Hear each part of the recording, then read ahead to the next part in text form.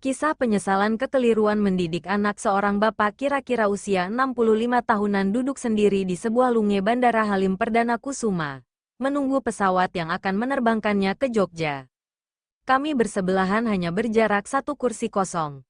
Beberapa menit kemudian ia menyapa saya. Dik hendak ke Jogja juga. Saya ke Blitar via Malang. Pak, Bapak ke Jogja? Iya, Dek, jawab Bapak. Bapak sendiri? Tanya saya. Iya, senyumnya datar. Sambil menghela napas panjang. Dikerja di mana? Saya serabutan. Pak, sahut saya sekenanya. Serabutan tapi mapan. Ya, Bapak itu tersenyum. Kemudian melanjutkan. Kalau saya mapan tapi jiwanya serabutan, Dek. Saya tertegun. Kok begitu? Pak, lagi-lagi Bapak itu tersenyum sambil menarik nafas. Seolah dadanya lagi sesak dengan segudang lara yang dipendam. Kemudian ia mulai mengisahkan.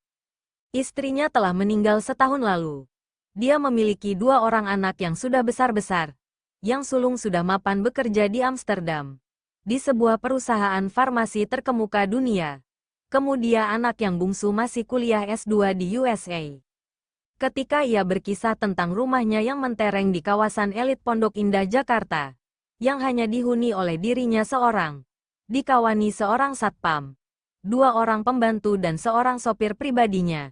Ia menyeka air mata di kelopak matanya dengan tisu yang digenggamnya. Dik, jangan sampai mengalami hidup seperti saya ya. Semua yang saya kejar dari masa muda, kini hanyalah kesia-siaan.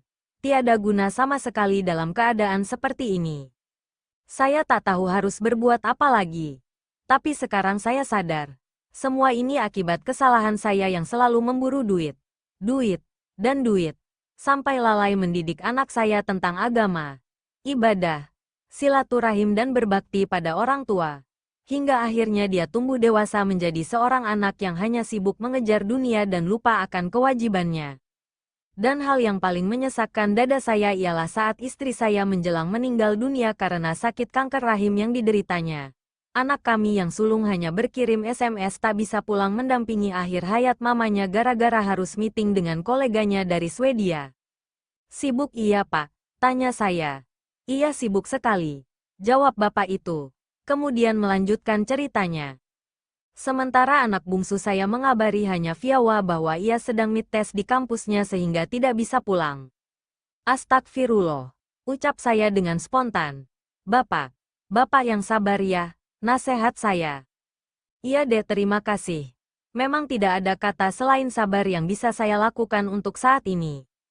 Ia tersenyum kecut.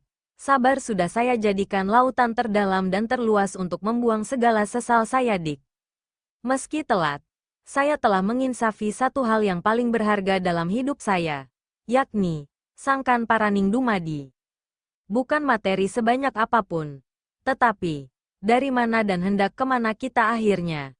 Saya yakin, hanya dari Allah dan kepadanya kita akan kembali.